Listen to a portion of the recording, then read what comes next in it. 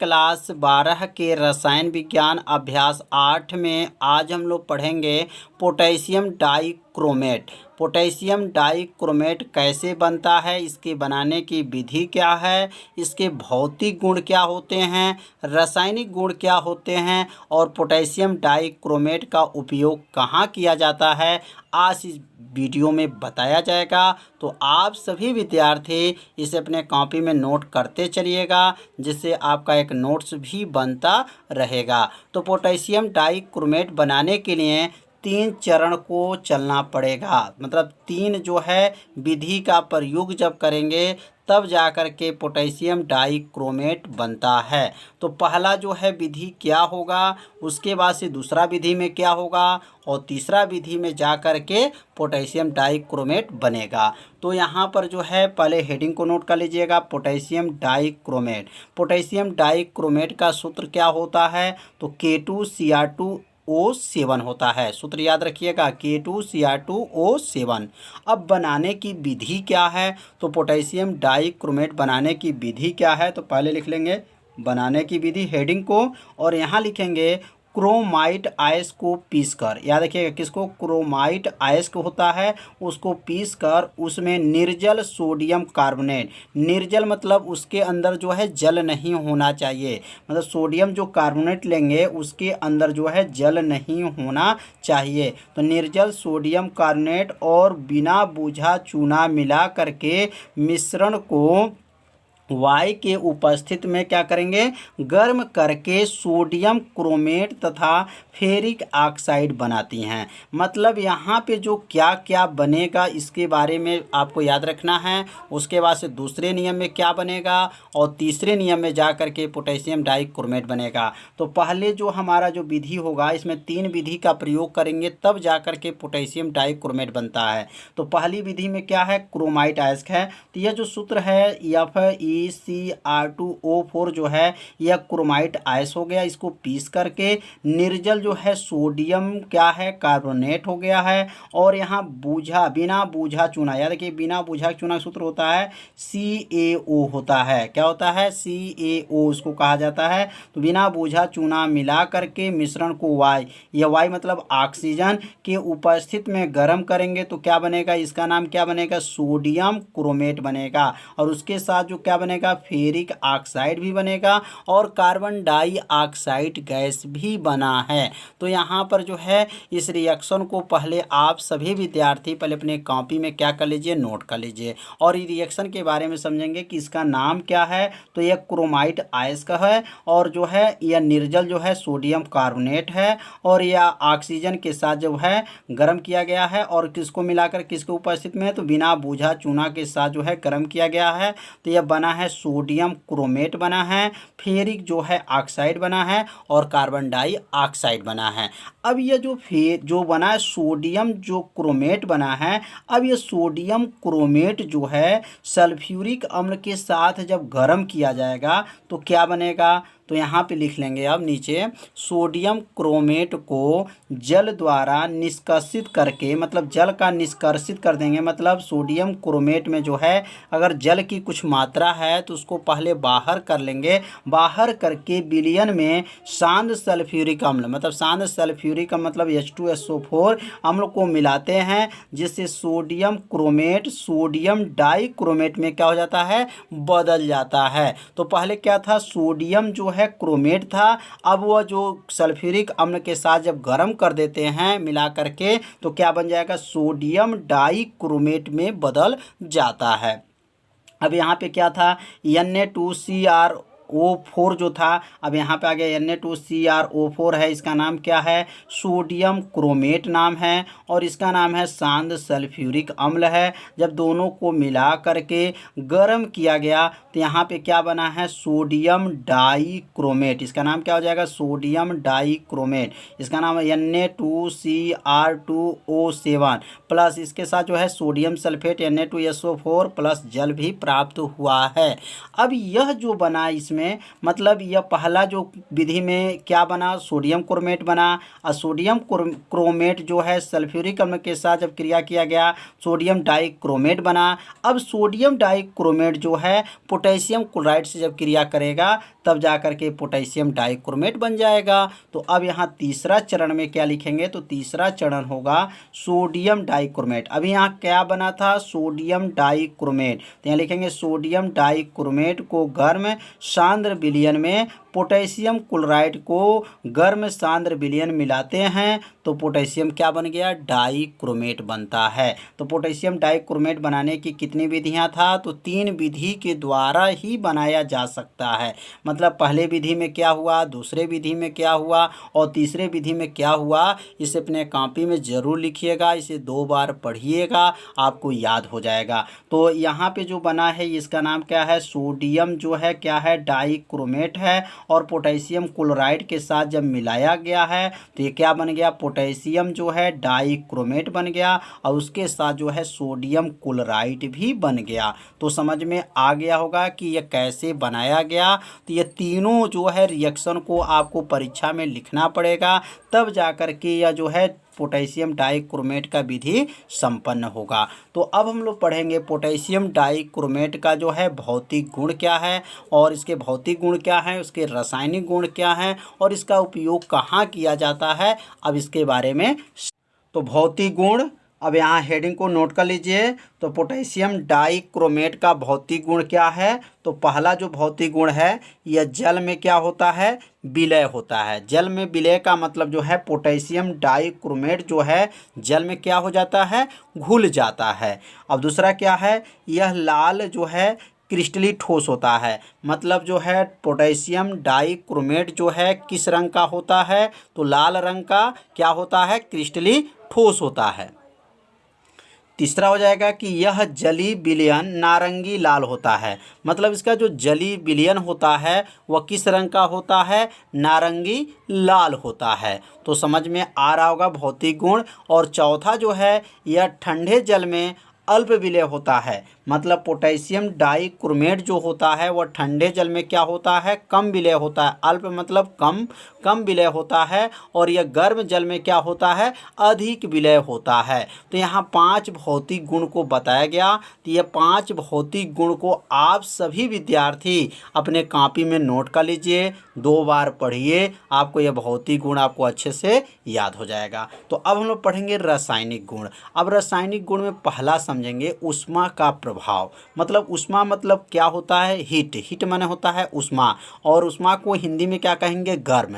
मतलब potassium dichromate को क्या करेंगे, अब गर्म करेंगे। तो गर्म करने पे क्या बनेगा, अब ये रासायनिक गुण के बारे में समझेंगे। तो पहले हेडिंग को लिख लीजिएगा, ऊष्मा का प्रभाव, और लिखेंगे इसे गर्म करने पर। मतलब इसे मतलब किसे, तो याद रखिएगा पोटेशियम डाइक्रोमेट को, किसको, पोटेशियम डाइक्रोमेट को जब गर्म करते हैं तो पोटेशियम क्रोमेट तथा क्रोमिक ऑक्साइड में क्या होता है, परिवर्तित हो जाता है। मतलब पोटेशियम डाइक्रोमेट को जब गर्म किया जाता है तो पोटेशियम जो है क्रोमेट में तथा क्रोमिक ऑक्साइड में क्या हो जाता है, परिवर्तित हो जाता है, मतलब बदल जाता है। तो यह जो सूत्र है K2Cr2O7 जो है यह किसका सूत्र है, तो पोटेशियम डाइक्रोमेट का सूत्र है। जब इसको गर्म किया जाएगा, यहाँ पे गर्म के लिए डेल्टा का प्रयोग करेंगे, मतलब गर्म किया जाएगा तो क्या बनेगा, पोटेशियम क्रोमेट बन जाएगा और यह बन जाएगा क्रोमिक ऑक्साइड बन जाएगा और उसके साथ जो है ऑक्सीजन गैस भी बन जाता है।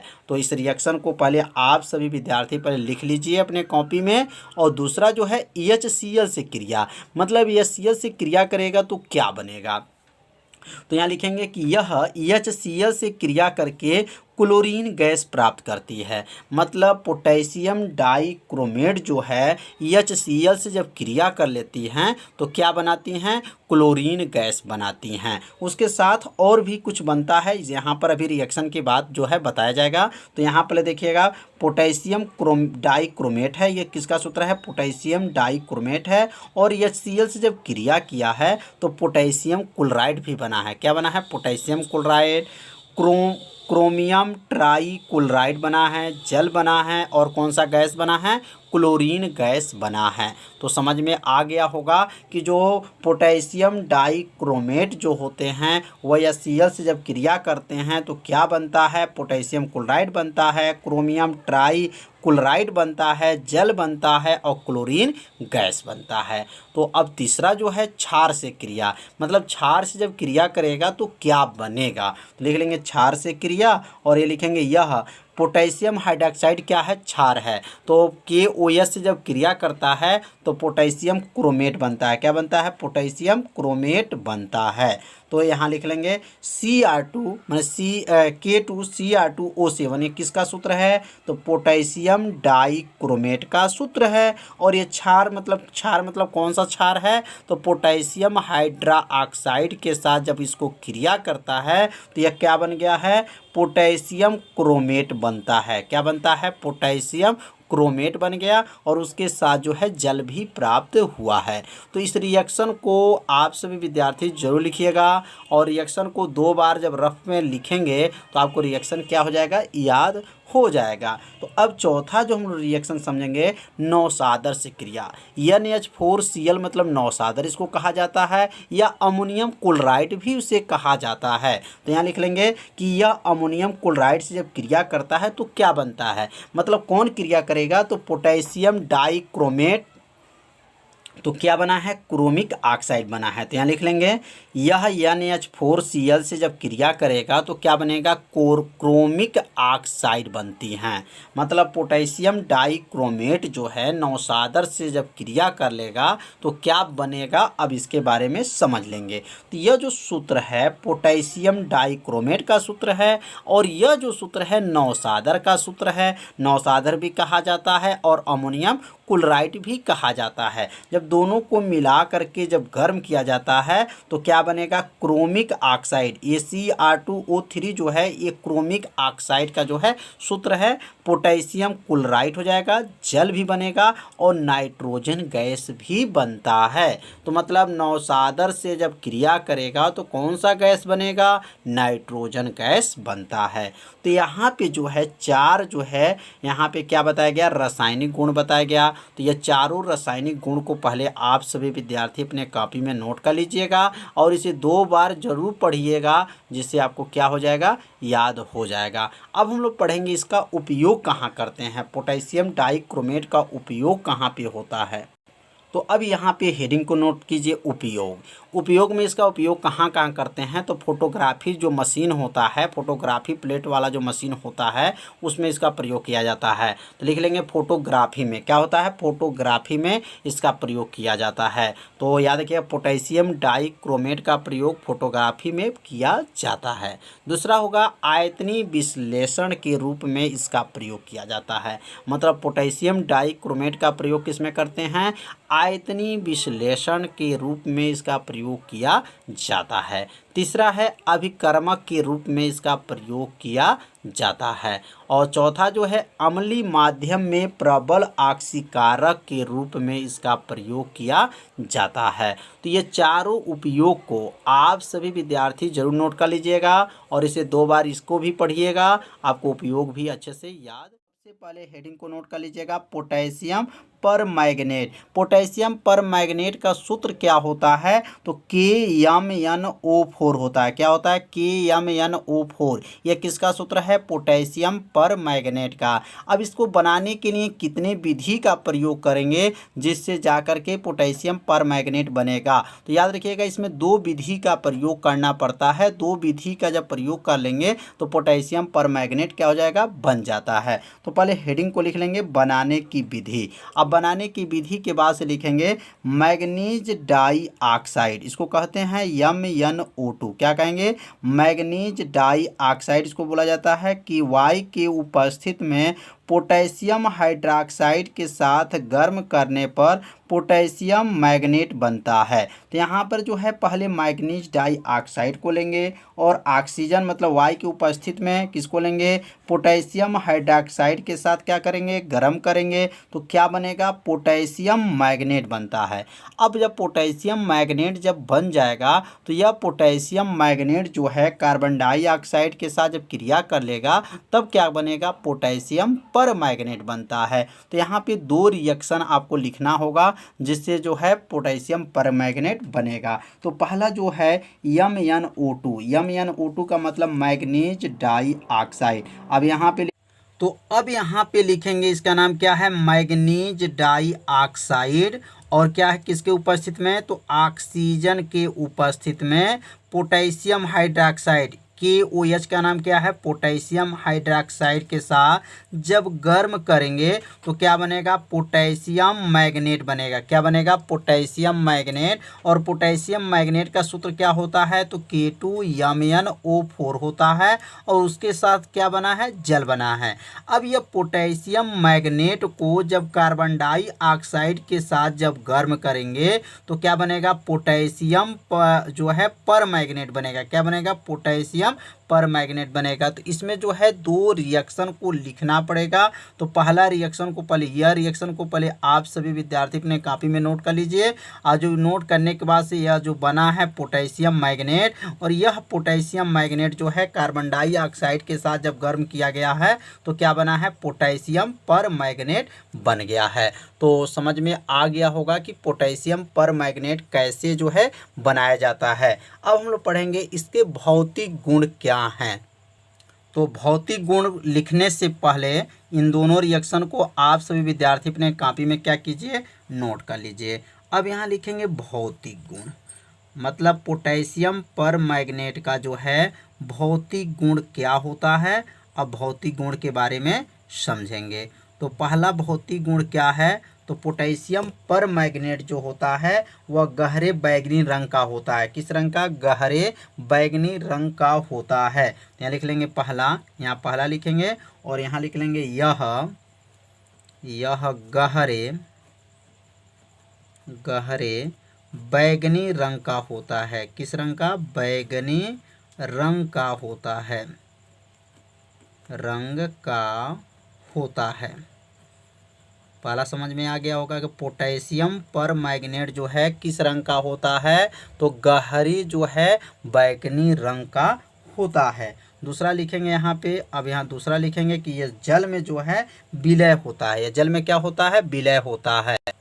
तो अब यहाँ लिख लेंगे यह जल में जो है क्या है, विलय होता है। विलय मतलब जल के अंदर जो है घुल जाता है। तो लिखेंगे जल में विलय होता है। तो दूसरा भी समझ में आ गया होगा कि यह जल में क्या होता है, विलय होता है। अब तीसरा लिखेंगे यह क्रिस्टली ठोस होता है। तीसरा क्या लिखेंगे, यह क्रिस्टली ठोस होता है। यहाँ लिखेंगे यह क्रिस्टली ठोस होता है। क्रिस्टली क्या होता है, ठोस होता है, ठोस होता है। बहुत आसान है, बस इसे लिखते जाइए, आपको याद होता रहेगा। तो ये क्या लिखेंगे, ये क्रिस्टली क्या है, ठोस है। अब अगला लिखेंगे चौथा लिख लेंगे यह जल में डालने पर जल जो है बैंगनी रंग का विलयन बनाता है। जब इसको जल में जब डाल दिया जाता है तो जल को किस रंग में बना देता है, बैंगनी रंग में क्या कर देता है, विलयन को बना देता है। तो लिखेंगे यहाँ पे चौथा, इसे जल में डालने पर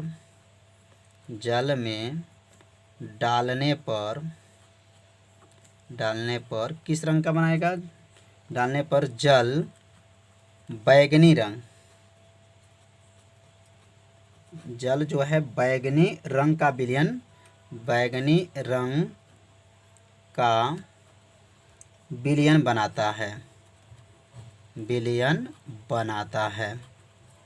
मतलब इसे जब जल में डाल दिया जाता है, पोटेशियम पर मैग्नेट को जब जल में डाल दिया जाता है तो जो जल जो रहेगा वो विलयन जो बनेगा किस रंग का बनता है, तो बैंगनी रंग का बनता है। तो यहाँ पे जो है 4 जो है भौतिक गुण बताया गया।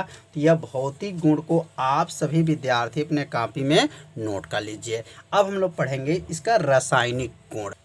तो अब यहाँ पे लिखेंगे रासायनिक गुण। अब रासायनिक गुण में पहला क्या होगा, तो रासायनिक गुण जो होगा पहला जो है ऊष्मा का प्रभाव। रासायनिक गुण लिख लेंगे और यहाँ जो पहला जो हेडिंग होगा क्या होगा, ऊष्मा का प्रभाव। ऊष्मा का मतलब होता है हीट, हीट माने ऊष्मा होता है, तो मतलब इसको यहाँ पे गर्म किया जाएगा। किसको, पोटेशियम पर मैग्नेट को क्या किया जाएगा, गर्म किया जाएगा तो क्या बनेगा। तो ऊष्मा मतलब हो जाएगा क्या है, गर्म करना है। किसको गर्म करेंगे, तो पोटेशियम पर मैग्नेट को गर्म। तो पोटेशियम पर मैग्नेट को जब गर्म किया जाता है तो क्या बनता है, तो पोटेशियम पर मैग्नेट को जब गर्म किया जाता है तो ऑक्सीजन गैस बनता है, पोटेशियम मैग्नेट बनता है। तो अब यहाँ ऊष्मा के प्रभाव में लिखेंगे कि यहाँ पे लिख लेंगे पोटेशियम पर मैग्नेट, पोटेशियम पर मैग्नेट मैग्नेट को गर्म करने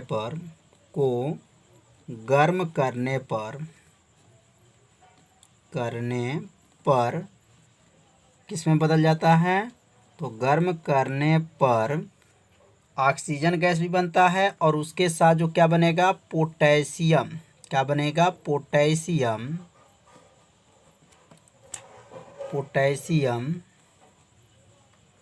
मैग्नेट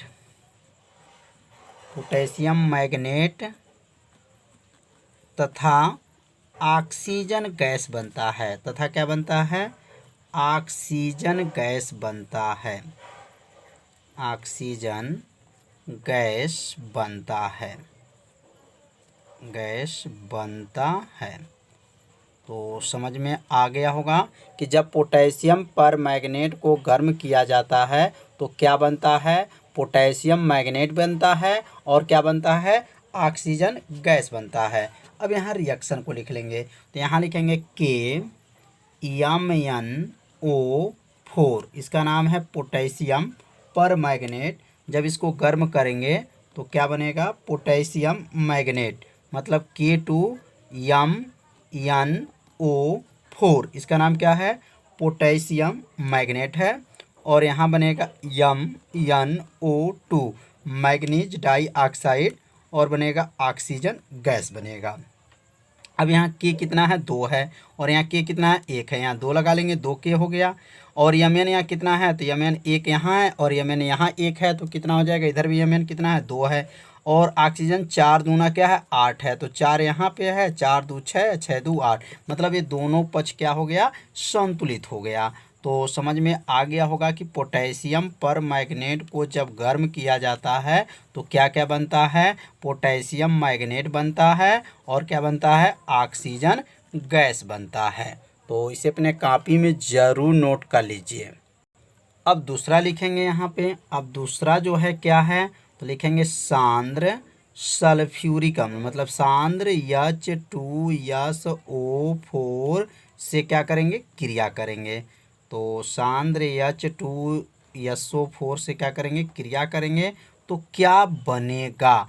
तो अब यहाँ आगे लिख लेंगे कि यह सांद्र जो है सल्फ्यूरिक अम्ल के साथ जब क्रिया करता है तो मैग्नीज हेप्टा ऑक्साइड बनता है।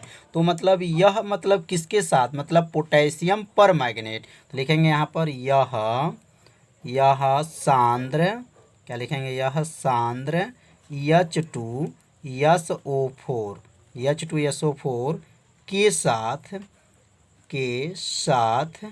गर्म करने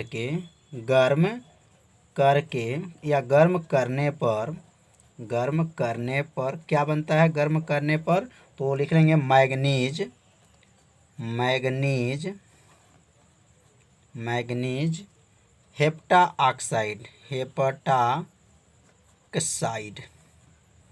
क्या बनता है, मैग्नीज हेप्टा ऑक्साइड बनता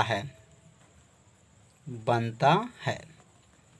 तो अब यहाँ पे जो है रिएक्शन के बारे में समझेंगे कि यहाँ पे जो किससे क्रिया किया है, तो सांद्र सल्फ्यूरिक अम्ल के साथ जो है क्रिया किया है। तो कौन क्रिया किया है, तो पोटेशियम पर मैग्नेट। और पोटेशियम पर मैग्नेट का सूत्र क्या होता है, तो KMnO4। और यह जो क्रिया किससे करेगा, तो सांद्र सल्फ्यूरिक मतलब H2SO4 के साथ जो है क्रिया करेगा, तो क्या बनेगा, तो यहाँ लिखेंगे K2SO4, मतलब इसका नाम है पोटेशियम सल्फेट है। और यहाँ लिखेंगे H2O मतलब जल है, प्लस जो है Mn और क्या है यहाँ पे 2O7। ये किसका सूत्र है? तो Mn2O7 जो होता है यह मैग्नीन हेप्टा ऑक्साइड का जो है यह सूत्र है। तो समझ में आ गया होगा कि यहाँ पे जो है पोटेशियम पर मैग्नेट जो है शांत सल्फ्यूरिक अम्ल के साथ जब क्रिया किया है तो क्या बना है? तो यहाँ पोटेशियम सल्फेट बना है, जल बना है और मैग्नीज हेप्टा ऑक्साइड बना है। अब यहाँ पे जो है संतुलित करने के लिए यहाँ देखेंगे के कितना है? 2 है। तो अब यहाँ 2 लगा लेंगे तो क्या हो जाएगा? यह संतुलित हो जाएगा। तो के कितना है? 2 है। यस कितना है? 1 है। तो यस 1 है यहाँ पे, देखिए यस यहाँ पे 1 है। ओ कितना है? तो 4, 1 5 अब 5 और 7 5 क्या है? 12। तो 4 दूनी 8 और 8 4 12 हो गया। मतलब दोनों पक्ष क्या है? संतुलित हो गया। तो समझ में आ गया होगा कि यहाँ जो है शांत सल्फ्यूरिक अम्ल के साथ क्रिया करने पर क्या बना। तो अब अगला लिखेंगे तीसरा ऑक्सीकारक गुण।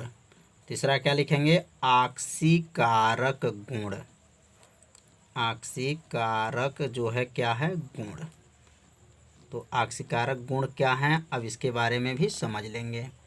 तो ऑक्सीकारक गुण का मतलब यह हुआ कि जब यह हाइड्रोजन जब सल्फाइड के साथ जब क्रिया करता है तो सल्फर जो होता है वह क्या होता है? ऑक्सीकृत कर देता है। तो यहाँ लिख लेंगे अब H2S से क्रिया। H2S से क्या है? क्रिया। मतलब हाइड्रोजन सल्फाइड से क्या है? तो पोटेशियम पर मैग्नेट जो है हाइड्रोजन सल्फाइड से जब क्रिया करता है तो सल्फर में क्या होता है? ऑक्सीकृत कर लेती है। मतलब ऑक्सीकृत इसमें कौन हो जा रहा है? सल्फर जो है ऑक्सीकृत हो जा रहा है। तो अब यहाँ पे रिएक्शन को लिख लेंगे। जैसे यहाँ लिखेंगे 2KMnO4, इसका नाम क्या है? पोटेशियम पर मैग्नेट प्लस हो जाएगा यहाँ पर 5H2S हाइड्रोजन सल्फाइड और इसके साथ जो है सल्फ्यूरिक अम्ल भी है। तो 3H2SO4 के साथ जब गर्म किया जाता है तो सल्फर क्या होता है?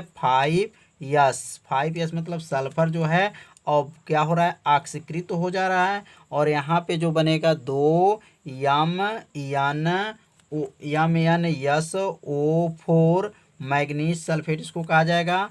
प्लस हो जाएगा यहाँ पर प्लस K2SO4 पोटेशियम सल्फेट हो जाएगा और उसके साथ जो है यहाँ पर 8H2O मतलब जल। तो यहाँ क्या क्या बना? पोटेशियम पर मैग्नेट, हाइड्रोजन सल्फाइड और सल्फ्यूरिक अम्ल के साथ जब क्रिया किया तो सल्फर बना, मैग्नीज सल्फेट बना, पोटेशियम सल्फेट बना और उसके साथ जो है क्या बना? जल बना। तो इसमें कौन सा जो है ऑक्सीकृत हुआ है? तो यहाँ जो है पोटेशियम पर मैग्नेट जब हाइड्रोजन सल्फाइड के साथ जब क्रिया किया है तो सल्फर क्या हुआ है? क्या हुआ है? ऑक्सीकृत हो गया है। तो इस रिएक्शन को आप सभी विद्यार्थी पहले अपने कॉपी में क्या कीजिए? नोट कर लीजिए। अब हम लोग पढ़ेंगे उपयोग। इसका उपयोग कहाँ किया जाता है अब उपयोग के बारे में समझेंगे। तो अब उपयोग लिख लीजिए। और उपयोग में पहला उपयोग कहाँ पे किया जाता है? तो पोटेशियम पर मैग्नेट का पहला उपयोग है ऑक्सीकारक के रूप में इसका प्रयोग किया जाता है। किसके रूप में?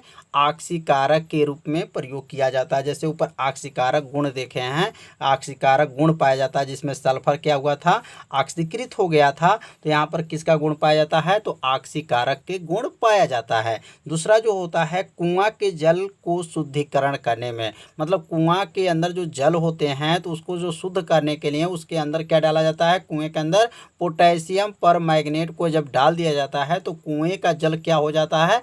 शुद्ध हो जाता है। मतलब शुद्धिकरण करने में इसका प्रयोग किया जाता है। और तीसरा इसका उपयोग है सल्फाइड नाइट्राइल के परीक्षण में इसका प्रयोग किया जाता है। और चौथा लिख सकते हैं ऑक्सीजन गैस बनाने में इसका प्रयोग किया जाता है। तो यहाँ लिख लेंगे चौथा में ऑक्सीजन गैस बनाने में इसका प्रयोग किया जाता है।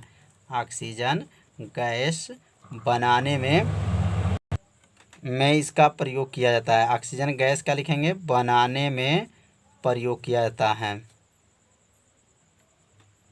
बनाने में प्रयोग किया जाता है। तो समझ में आ गया होगा कि पोटेशियम परमैंगनेट क्या होते हैं, कैसे बनते हैं, इसके भौतिक गुण क्या हैं, रासायनिक गुण क्या हैं और इसका उपयोग कहाँ कहाँ किया जाता है, आज इस वीडियो में बताया गया। तो आज का वीडियो कैसा था, आप सभी विद्यार्थी जरूर कमेंट कीजिएगा, वीडियो को लाइक कीजिएगा। चैनल पर यदि पहली बार आए होंगे तो चैनल को सब्सक्राइब और घंटी दबाना मत भूलिएगा, क्योंकि यह लाइव क्लास आपके लिए ही चलाया जा रहा है। तो आज का पढ़ाई जो है इतना ही रहेगा। अब मिलते हैं अगले भाग में, तब तक के लिए सभी विद्यार्थियों को नमस्कार।